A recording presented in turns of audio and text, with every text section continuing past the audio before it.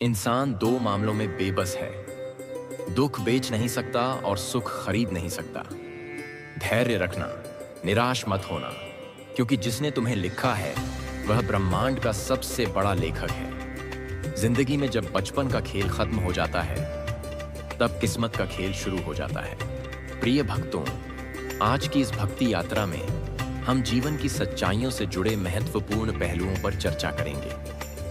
इस वीडियो में हम श्रीमद् भगवत गीता के उन दिव्य ज्ञानामृत वाणी की बात करेंगे जो हमारे उदास मन को सुकून देगी और हमारे जीवन के हर संघर्ष, हर कमजोरी को ताकत में बदलने की कला सिखाएगी। प्रिय भक्तों, वीडियो को शुरू करने से पहले आइए प्रार्थना करें।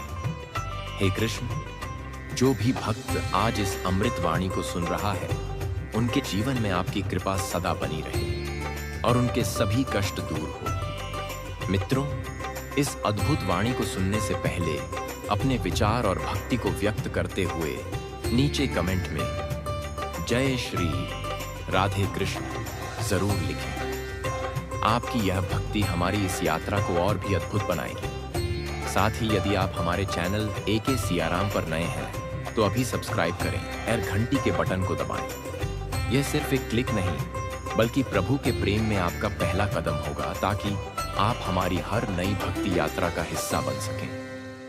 तो चलिए बिना देरी किए इस दिव्य यात्रा की ओर बढ़ते हैं। श्री कृष्ण कहते हैं, अगर तुम्हारे झुकने से रिश्ते बचते हो तो वहां झुकने में कोई बुराई नहीं, मगर तुम्हारे झुकने से अगर किसी का घमंड बढ़ता हो तो वहां झुकना बहुत बुरा होगा।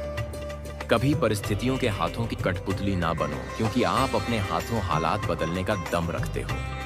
समय रहते समझदार बनो, क्योंकि जवानी जो बोती है बुढ़ापे को वहीं काटना पड़ता है। एक बार एक इंसान ने भगवान से पूछा, तुम्हारे प्यार में और हमारे प्यार में क्या अंतर है? भगवान ने मुस्कुराकर कहा, यह पंछी देख रहे हो जो आसमान में उड़ रहे हैं, ये है मेरा प्यार, और जो पंछी पिंजरे में कैद हैं वह है तुम्हारा प्यार। गलत व्यक्ति कितना भी मीठा बोले, एक दिन आपके लिए बीमारी बन जाएगा। सही व्यक्ति जितना भी कड़वा बोले, एक दिन औषधि बनकर काम आएगा। ऐसा नहीं है कि दुख बढ़ गए हैं, बल्कि सच्चाई तो यह है कि सहनशीलता कम हो गई है। समय कभी अपना चेहरा नहीं बदलता, पर यह बता देता है कि किसके कितने और कैसे चेहरे हैं।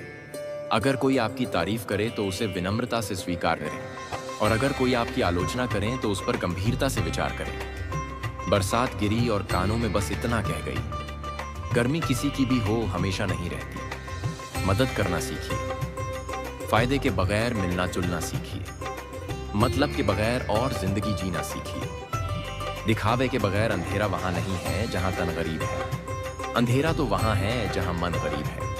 जिंदगी जीनी है तो तकलीफ तो होगी ही, वरना मरने के बाद तो जलने का भी एहसास नहीं होता। जिसे अकेले में रोकर चुप होना और अपना दर्द छुपाना आता है, वह इंसान आज की दुनिया में सबसे ताकतवर होता है। कौन काबिल है और कौन नहीं, यह तो सिर्फ वक्त ही बताता है। जिंदगी के 3 उसूल बना लो।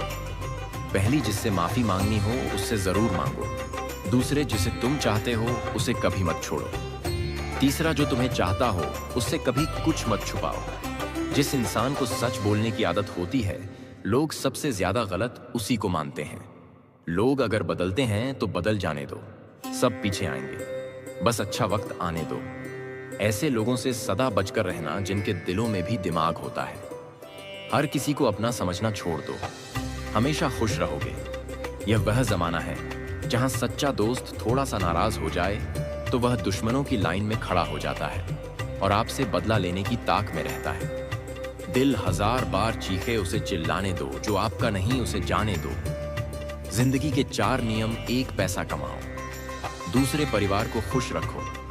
तीसरा, अपनी जिंदगी में आनंद करो। चौथे, और अपने काम से काम रखो।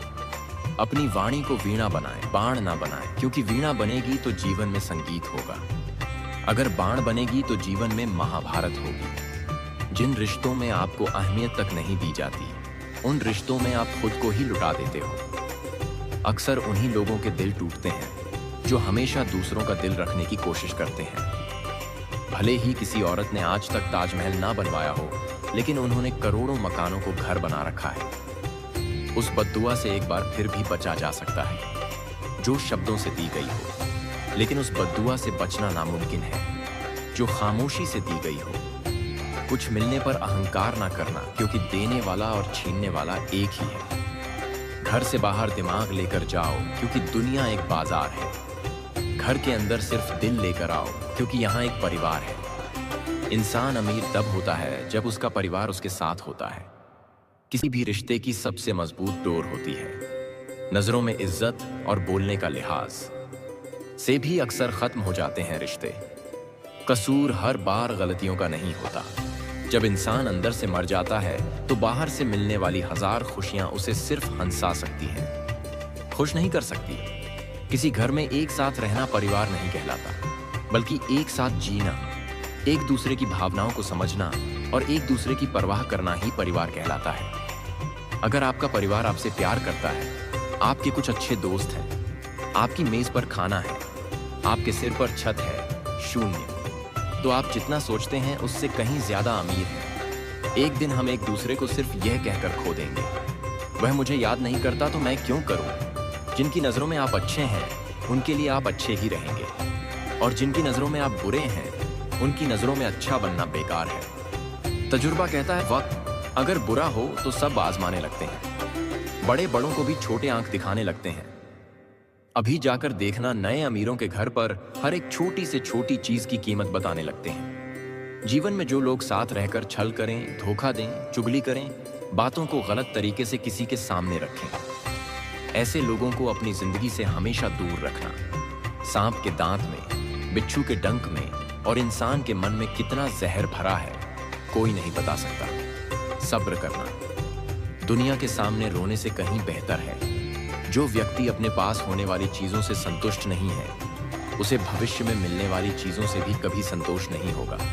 दूसरों को अगर अपनी जिंदगी में कीमती बनाओगे तो आप खुद उनकी जिंदगी में सस्ते हो जाओगे। खुश दिखने की जबरदस्ती में इंसान और भी ज्यादा उदास हो जाता है।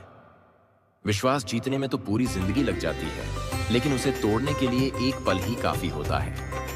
मनुष्य अब व्यावहारिक नहीं बल्कि व्यावसायिक हो चुका है। रिश्ते सिर्फ उनसे मधुर हैं जिनसे लाभ अधिक है। अहंकार उसी को होता है जिसे बिना मेहनत के सब कुछ मिल जाता है। मेहनत से सुख प्राप्त करने वाला व्यक्ति दूसरों की मेहनत का भी सम्मान करता है। जिंदगी में कभी किसी को कम मत समझो। पूरी दुनिया को डुबाने वाला समंदर तेल की एक बूंद को नहीं डुबा सकता। रिश्ते उन्हीं से रखो जो समय आने पर सहयोग और प्यार दिखाएं। जीवन में धोखा खाना भी बहुत जरूरी है, क्योंकि चलना मान बाप सिखा देते हैं, लेकिन संभलना खुद ही सीखना पड़ता है। इस दुनिया में जो इंसान दर्द छुपाना सीख गया वह सच में जीना सीख गया। जिनका दिल बड़ा होता है उनको दर्द भी बड़े ही मिलते हैं। वक्त अगर एक सा रहता तो फिर अपनों की पहचान कैसे होती। आप कभी यह मत सोचो कि आप अकेले हो, बल्कि यह सोचो कि आप अकेले ही काफी हो। सब्र की एक बात बहुत अच्छी होती है, जब वह आ जाता है तो फिर किसी चीज की इच्छा नहीं रहती।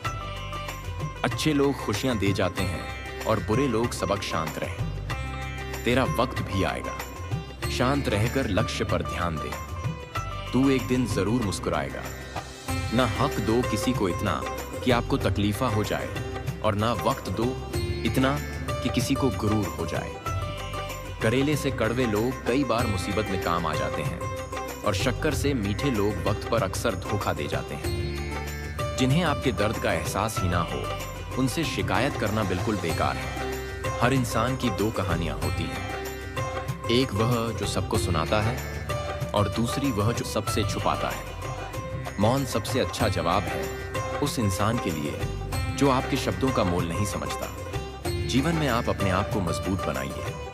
दूसरों के भरोसे बैठे रहना आपको बर्बाद कर देगा।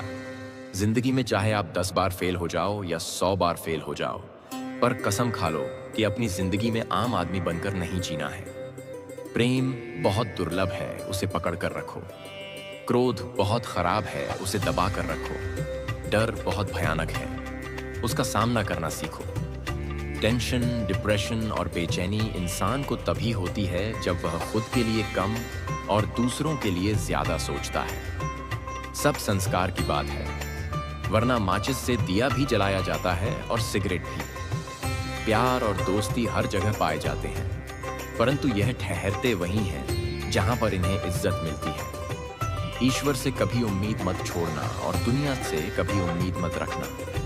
भरोसा रखें, हम जब कहीं किसी का अच्छा कर रहे होते हैं तब हमारे लिए भी कहीं कुछ अच्छा हो रहा होता है। एक कहानी, एक गांव में एक बहुत ही गरीब ब्राह्मण रहता था और उसके घर में एक विशाल पीपल का वृक्ष था। उस वृक्ष पर एक मोर मोरनी का जोड़ा रहता था। वह दोनों, मोर और मोरनी, बहुत ही बुद्धिमान थे। वह ब्राह्मण बड़ा ही सीधा साधा और सच्चा इंसान था।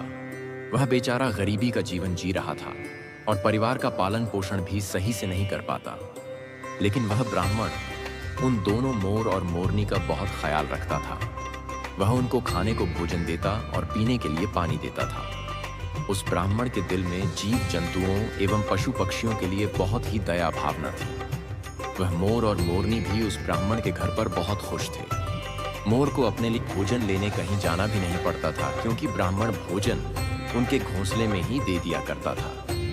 फिर एक दिन मोरनी मोर से कहती है, यह ब्राह्मण मन का कितना अच्छा है और हमारी कितनी सेवा करता है, परंतु यह आवश्यकता से ज्यादा सीधा साधा है। यह अपने भोलेपन के कारण अपना आत्मविश्वास खो चुका है और यह अपने परिवार का पालन पोषण भी ठीक प्रकार से नहीं कर पाता। मोर कहता है, हाँ प्रिय, गरीबी के कारण इसके जीवन में बहुत कष्ट है। तब मोरनी कहती है, संसार में यह 6 कष्ट बड़े ही दुखदाई होते हैं। पहली पत्नी का वियोग, दूसरा अपनों द्वारा किया गया अपमान, तीसरा कर्ज को ना चुका पाना, चौथा दुष्ट राजा की सेवा करना, पांचवा दुष्ट पुरुषों की संगत करना, छठी और गरीबी में जीवन का गुजारा करना। इन दुखों के कारण मनुष्य का शरीर बिना अग्नि के ही जलता रहता है। ब्राह्मण को अत्यंत चिंतित और लाचार देखकर एक दिन मोर और मोरनी ने आपस में विचार किया कि हमें ब्राह्मण की कुछ मदद करनी चाहिए। बेचारा ब्राह्मण हमारे लिए इतना कुछ करता है, सारे पक्षियों की इतनी सेवा करता है, इसके बदले में हमें इसके लिए कोई काम या रोजगार का इंतजाम करना चाहिए ताकि इसका और इसके परिवार का जीवन सुखी से व्यतीत हो सके। रात भर सोचने के बाद अगले दिन मोर और मोरनी ब्राह्मण से कहते हैं, हे ब्राह्मण, आप राजा के पास चले जाओ और राजा से कहना कि वह अपने यहाँ तुम्हें काम पर रख ले, और यह भी कहना कि जिस समस्या को कोई नहीं सुलझा पाएगा उस समस्या को तुम सुलझा दोगे। वेतन के रूप में राजा से रोज 100 स्वर्ण मुद्राएं मांग लेना। ब्राह्मण कहने लगा, हे पक्षियों, इतनी मुझ में काबिलियत कहाँ कि जो मैं राजा की समस्या का समाधान कर पाऊं, लेकिन फिर भी तुम दोनों कहते हो तो मैं चला जाता हूं। मोर और मोरनी के कहने से वह गरीब ब्राह्मण राजा के दरबार में पहुंच गया और जैसा जैसा दोनों पक्षियों ने उसे समझाया था, ब्राह्मण ने राजा से वैसा ही कह दिया और हर रोज वेतन के रूप में 100 स्वर्ण मुद्राएं भी मांग ली। राजा कहने लगा, ब्राह्मण, जानते हो 100 स्वर्ण मुद्राएं हमारे यहाँ मंत्री को भी नहीं मिलती और तुम हमसे 100 स्वर्ण मुद्राएं पाना चाहते हो। ब्राह्मण ने सिर झुकाकर उत्तर दिया, हाँ महाराज, 100 स्वर्ण मुद्राओं से कम नहीं लूंगा। उधर मंत्री ने ब्राह्मण को देखा कि उसका रंग सांवला है, शरीर बहुत कमजोर है, मैले कुचैले फटे पुराने वस्त्र हैं, सिर पर फटी हुई पगड़ी बंधी हुई है। उसका चेहरा बता रहा था कि वह ब्राह्मण बहुत ही गरीब है। फिर भी मंत्री को ना जाने क्या सूझे। उसने राजा से कहा, महाराज, इसे आप 100 स्वर्ण मुद्राओं के वेतन में रख लीजिए। यह ब्राह्मण गरीब तो है, पर 100 स्वर्ण मुद्राओं से कम नहीं मान रहा है, तो इसमें कोई ना कोई काबिलियत जरूर होगी। राजा बोला, मंत्री जी, यदि मैं इसे 100 स्वर्ण मुद्राएं देकर काम में रख लूंगा तो क्या दूसरों के साथ अन्याय नहीं होगा? हमारे पुराने दरबारी भी इतने रुपए नहीं पाते हैं। मंत्री ने कहा, महाराज ब्राह्मण यदि 100 स्वर्ण मुद्राएं पाने की जिद कर रहा है तो जरूर कोई ना कोई विशेष बात तो इसमें होगी। आप इसके चेहरे को देखकर किसी निष्कर्ष पर मत पहुंचिए। मंत्री के बार बार आग्रह करने पर राजा ने ब्राह्मण को अपने यहाँ काम पर रख लिया। फिर शाम को राजा ने उस ब्राह्मण को 100 स्वर्ण मुद्राएं दे दी। 100 स्वर्ण मुद्राएं लेकर वह ब्राह्मण अपने घर आया और वह मुद्राएं उसने अपनी पत्नी के हाथ में थमा दी। उसकी पत्नी ने आज पहली बार इतना धन देखा था। उसकी आंखें फटी की फटी रह गईं। वह कहने लगी, आप इतनी स्वर्ण मुद्राएं कहां से लाए हो? ब्राह्मण ने कहा, देखो, डरने की कोई आवश्यकता नहीं है। मैं यह मुद्राएं कहीं से चुरा कर नहीं लाया हूं। मैं इन 2 मोर और मोरनी के कहने से आज राजा के दरबार में गया था और राजा से 100 स्वर्ण मुद्राएं वेतन रोज पाने वाला काम मांग लिया। फिर मंत्री जी की सिफारिश पर राजा ने मुझे काम पर रख लिया। लेकिन मैं यह सोचकर हैरान हूं कि राजा ने रख तो लिया, परंतु कभी कोई ऐसा काम आ गया तो मैं उसे हल कैसे करूंगा? तभी मोर ने हंसते हुए कहा, ब्राह्मण देवता, घबराइए मत। देने वाला तो ईश्वर है। जब वह देता है तो छप्पर फाड़ कर देता है। जब उसने दिया है तो समाधान भी वही बताएगा। आज ब्राह्मण को उन दोनों मोर और मोरनी के फैसले पर बहुत खुशी हो रही थी। अब तो हर रोज ब्राह्मण को राजा के दरबार से 100 स्वर्ण मुद्राएं मिलने लगी। ब्राह्मण हर रोज मुद्राएं लाकर अपनी पत्नी को दे दिया करता था। ब्राह्मण की पत्नी ने पहले तो उन मुद्राओं से अपनी रोजमर्रा की जरूरत को पूरा किया और बचे हुए पैसों को ब्राह्मण और ब्राह्मणी ने मोर और मोरनी को दे दिया और कहा, इन मुद्राओं पर तुम्हारा भी अधिकार है।